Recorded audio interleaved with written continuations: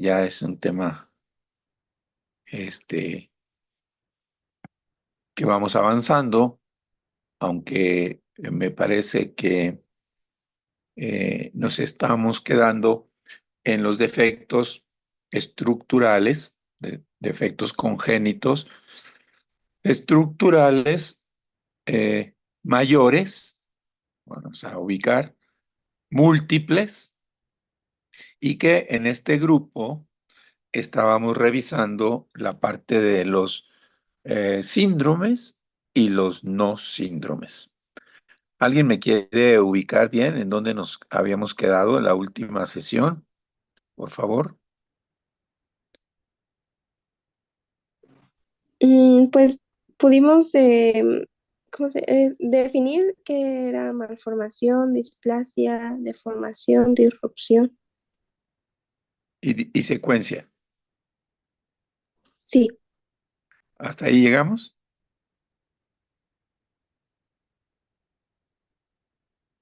sí, doctor. Bien, entonces, a ver, vamos a ver la lámina que está al frente. Entonces, los defectos congénitos estructurales mayores, aislados, cualitativos, corresponden a la malformación, deformación, disrupción, displasia y secuencia. Hasta ahí llegamos, ¿verdad? Sí, creo que todavía alcanzamos a ver las láminas que incluían a feto en feto y ya hasta ahí. Ah, ok, perfecto. Eh, entonces, vamos a pasar al siguiente elemento que viene a ser los defectos congénitos estructurales mayores múltiples. Y cuando son múltiples quiere decir que hay manifestaciones de varios órganos, estructuras afectadas, y esas estructuras afectadas pueden orientarse al manejo de dos elementos. Uno, que sea un síndrome, o otro, que sea un no síndrome. ¿Ok? Entonces, acuérdense que los síndromes son un conjunto de características que se manifiestan, pero con un origen común. O sea, es un origen que representa todos los elementos que estamos viendo en ese sentido. Esto nos da traducido el elemento de dividir los síndromes en tres grupos. El grupo teratogénico, o sea, el grupo de síndromes teratogénicos, el grupo de síndromes génicos y el grupo de síndromes cromosómicos. Como ustedes ven, son tres grupos donde el primero de ellos, vamos a hablar sobre el síndrome eh, teratogénico. El síndrome teratogénico es, como ya lo conocen ustedes, es un agente del exterior que viene y provoca una serie de características y defectos en los bebés que representan el origen común. Quiere decir, por ejemplo, pongan ustedes como ejemplo el síndrome alcohólico fetal.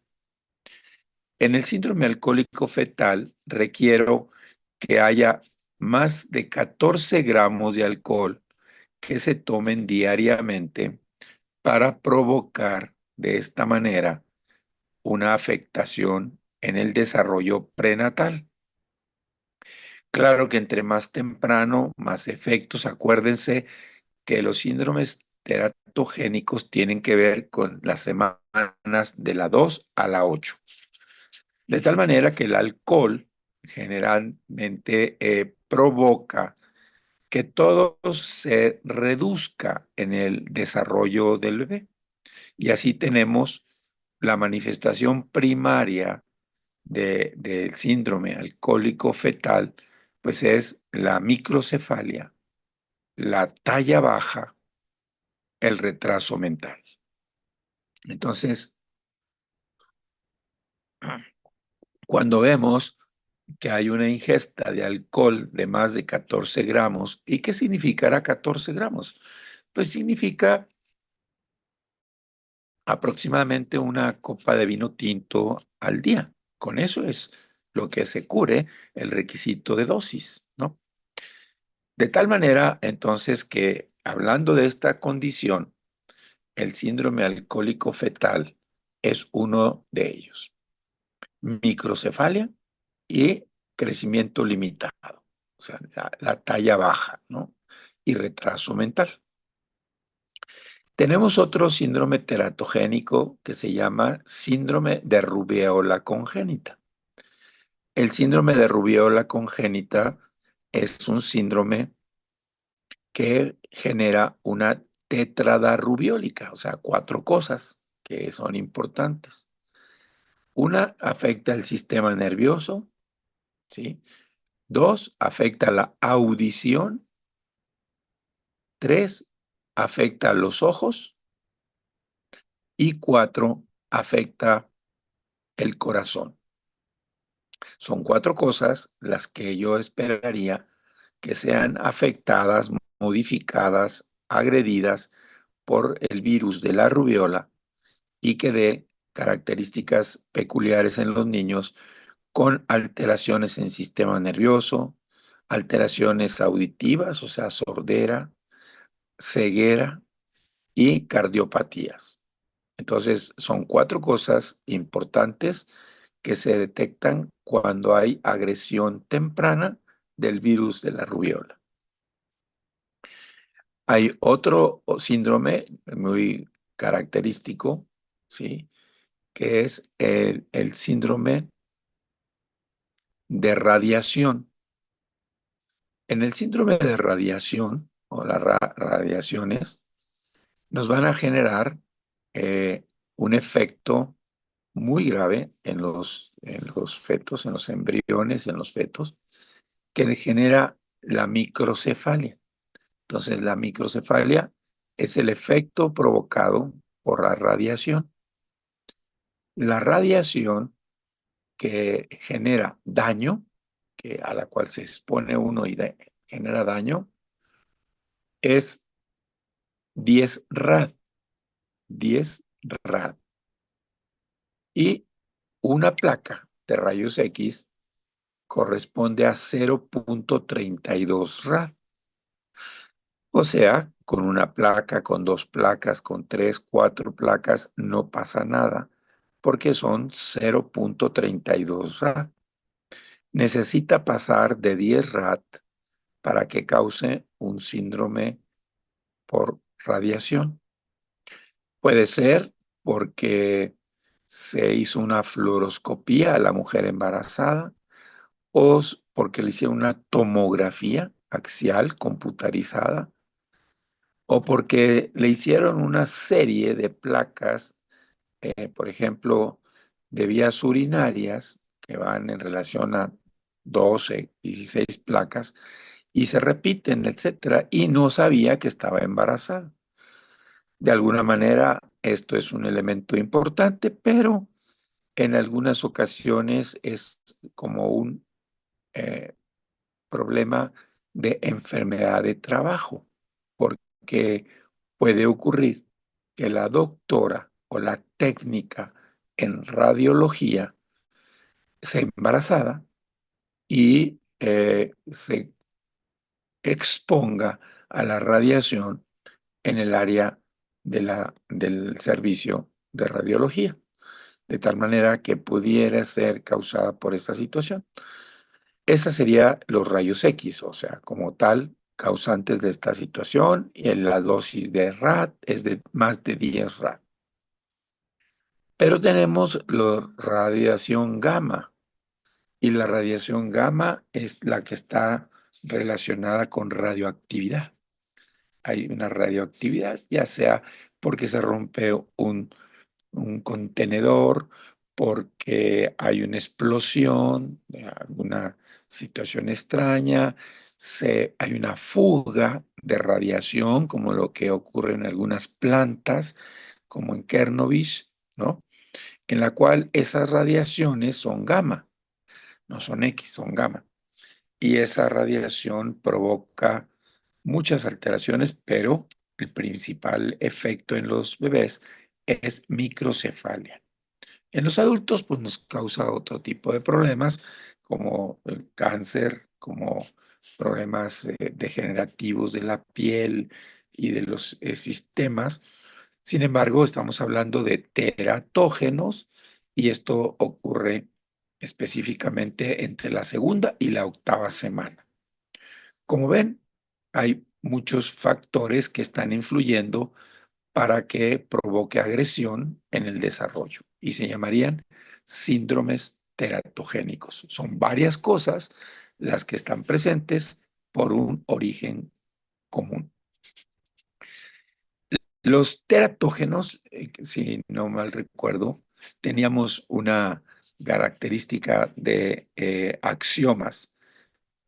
Díganme si vimos los axiomas de los agentes teratógenos. Cuando vimos trofógeno, adégeno, teratógeno, todo eso. ¿O no lo vimos? Sí, sí los vimos. Ok, perfecto. Entonces apliquemos los criterios de los axiomas de Shepard, donde dice que la dosis es importante, que el momento de aplicación es importante, que el punto de máximo metabolismo del bebé y el genotipo, ¿no? La vía de administración son elementos importantes para caracterizar el origen de un síndrome teratogénico. Bien, aquí alguna pregunta, algún comentario sobre estos síndromes teratogénicos.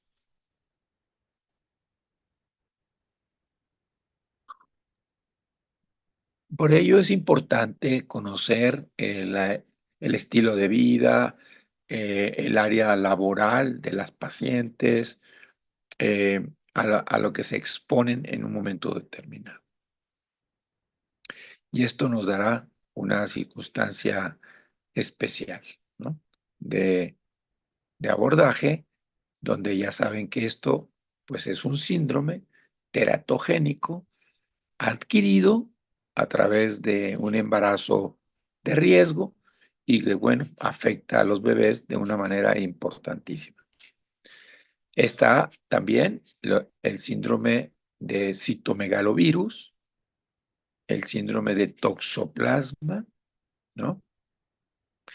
Que son elementos de agresión, el síndrome de Zika, ¿no? Que es el virus del Zika. Y bueno, lo que sí queda claro es que el VIH no es teratogénico, ¿ok? El VIH no genera alteraciones estructurales de tipo congénito. Hasta este momento no se ha probado una situación, simplemente el bebé nace con VIH, eso que ni qué, ¿no? El paso transplacentario es obvio, pero generalmente no afecta a las estructuras. ¿Qué puede causar aborto? Pues sí, puede causar aborto como muchas cosas, pero en sí esto es importante. Entonces, es fundamental ubicar que muchas veces los niños nacen con defectos y estos defectos con los que nace hay que investigar si no hubo un agente externo que agredió durante la semana 2 a la 8 y generó este tipo de defectos estructurales. Y ya pusimos algunos ejemplos. Me voy a la parte de síndromes génicos, donde ya la genética está involucrada, ¿sí? Es un síndrome que está determinado por múltiples problemas anatómicos, pero causados por un gen, ¿ok? Y aquí voy a poner un ejemplo. Vamos a revisar este ejemplo. El síndrome de Beckwith-Wiedemann. Beckwith-Wiedemann. Este síndrome de Beckwith-Wiedemann es una alteración, es una mutación que genera este síndrome donde el bebé presenta, como ustedes ven, la mitad del cuerpo más grande que la otra. Vean ustedes la extremidad del lado derecho con respecto a la extremidad del lado izquierdo. Vean ustedes esta parte más crecida que esta parte. Esto es una hemihipertrofia, la mitad. Entonces, este riñón de acá está más crecido que este de acá. Y acá, en la parte de la cara, representa una lengua muy grande. Vean ustedes, es una macroglosia. Entonces, tiene macroglosia, tiene hemihipertrofia, ¿sí? Tiene problemas en el cordón umbilical, tiene hernias umbilicales aquí, también presenta o puede presentar onfalocele, que es como los intestinos dentro del cordón umbilical. Y una de las cosas importantes en este síndrome es que cursa con hipoglicemia. Y cursa con hipoglicemia precisamente porque presenta un factor de crecimiento involucrado que se llama insulin-like 3, IGF-3. Y por lo tanto, hay una modificación en lo que se refiere al nacimiento. Como el niño tiene un factor insulin-like, entonces se maneja la glucosa que la mamá le da. Pero al momento de cortar el cordón umbilical, en ese momento se deja de aportar la glucosa. Y esto que deja de aportar hace que el bebé, con el uso del factor insulin-like, baje la glucosa de una manera importante y esto genere retraso mental en el niño. De tal manera que es importante saber determinar y diagnosticar antes de nacer o al nacimiento del síndrome génico de Beckwith-Wiedemann. Es bastante frecuente, pero ustedes en su responsabilidad médica está en que detectan este tipo de problema que tenemos que manejar de inmediato al nacer aplicando glucosa para evitar la hipoglicemia y el retraso mental en el niño. Si lo hacemos, este niño no va a tener retraso mental, excepto que va a tener pues la mitad del cuerpo un poco mayor, quiero decir un poco mayor, no es exageradamente mayor, va a tener un problema de macroglosia y esto genera una condición muy peculiar. Bueno, un riesgo que representa Beckwith-Wiedemann como ejemplo de síndrome génico es que puede presentar un tumor embrionario. Y el tumor embrionario asociado a Beckwith-Wiedemann viene a ser el tumor de Wilms. El tumor de Wilms es un nefroblastoma, o sea, es un tumor de riñón. Entonces a veces hay confusión con respecto al tamaño del riñón y con respecto a la presencia o no del tumor de Wilms. Es importante señalar en esta condición que el tumor de Wilms es un tumor adquirido durante el periodo prenatal. Es un tumor congénito, ¿no? Y se llama tumor de Wilms o nefroblastoma. Hay que vigilarlo, porque hay que dar los primeros años de vida del niño, hay que revisarlo constantemente con ultrasonidos para ver que no se manifieste este tumor, porque hay que extirparlo, ¿no? Hay que sacarlo, hay que quitárselo al niño. Hay tres tumores embrionarios, tres, pero el que se presenta en Beckwith-Wiedemann es el tumor de Wilms. El, el retinoblastoma es otro tumor embrionario y el otro es el neuroblastoma. Entonces, como que dice eso, ¿un niño puede nacer con un tumor? Sí. Y los tumores con los que nace un niño pueden estar en riñón, en ojo o en mediastino. Y en el mediastino es el neuroblastoma, que es altamente agresivo y letal, casi de inmediato. No nos dura el bebé mucho tiempo, fallece. Y ese tumor se instala en el mediastino. Así que cuando yo veo una imagen sugestiva de este problema, pues obviamente esa imagen me determina pues que le dé una resonancia, le dé seguimiento y la verdad, aunque se estirpe el tumor y se puede estirpar, porque el acceso es difícil, pues la situación es de una corta vida para el niño o la niña. Este sentido nos marca la condición de un síndrome génico que determina el conocimiento profundo de la clínica y especialmente para el pediatra, para el gineco, para el neonatólogo y por supuesto para el genetista, que de alguna manera apoya los diagnósticos y los seguimientos. Como ven, la extremidad de un lado es más grande que la otra y obviamente la lengua, como ven aquí, la lengua pues es una lengua grande. Vean ustedes aquí cómo sobresale de la boca y tiene una carita un poquito diferente, llamamos facies no usual, como un poco grotesca, ¿no? Es una carita grotesca característica de este síndrome de Behçet-Wiedemann. Vean ustedes esta parte, la extremidad inferior también, es así. Esto nació hace más o menos como 6 días y le logré tomar sus fotografías y me está siendo partícipe para que ustedes aprendan el por qué es un grupo de defectos que se presentan al nacer y que tienen un origen común, que es una mutación en el gen para Behçet-Wiedemann.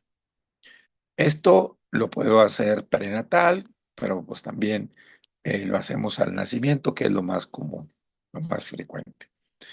Y de esta manera hago un ejemplo de este síndrome génico caracterizado por macroglosia, hemihipertrofia, tumor de Wilms e hipoglicemia. ¿Ok? Entonces, esto es una característica fundamental del síndrome de Behçet-Wiedemann como un ejemplo de un defecto congénitos estructurales múltiples, sindrómicos. ¿Ok? Y ahora voy a bajar la presentación, esta, ¿sí? Y vamos a ver, ahorita déjeme ver, este, la tengo aquí a la mano, lo que iríamos a hablar de los síndromes cromosómicos. Y de los síndromes cromosómicos, vamos a ver, estoy hablando de problemas relacionados con los cromosomas y como se acordarán ustedes aquí, eh, esto representa el síndrome de Down, al síndrome de Edwards, al síndrome de Klinefelter, al síndrome de Patot, ¿no? Que espero que lo tenga aquí en esta presentación rápidamente.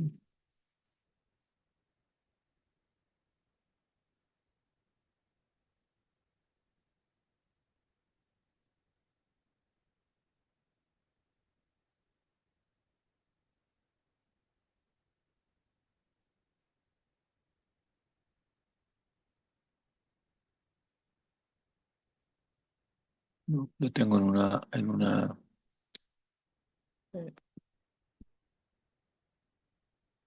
en una USB, pero les voy a mostrar un síndrome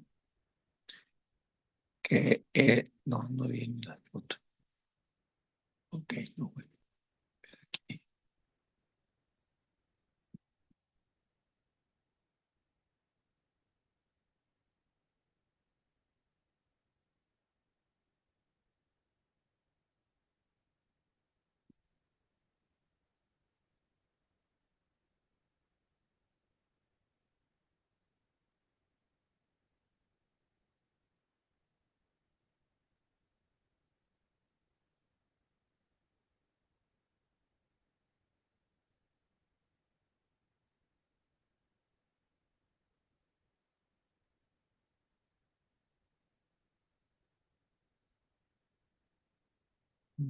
No, no, se los voy a deber. Ok,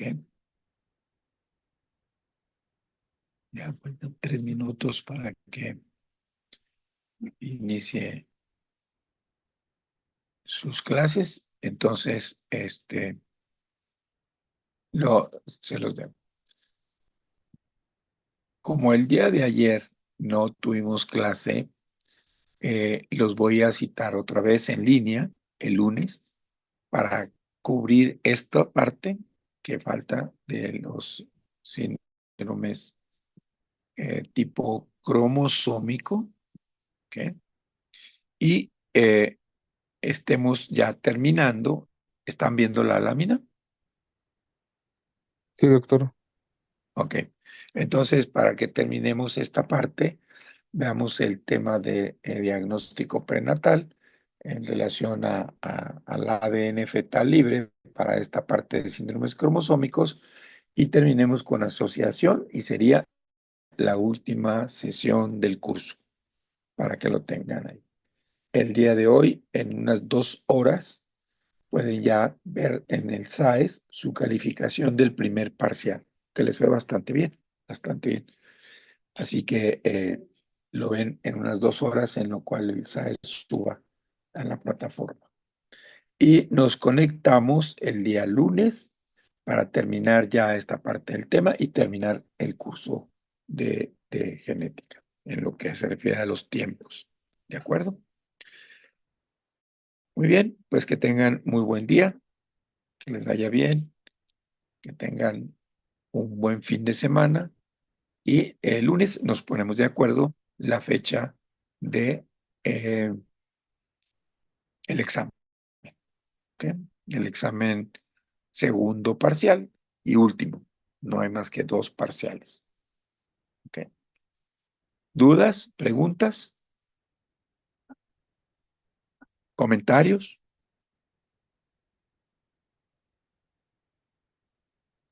Todo bien, doctor. ¿Todo bien?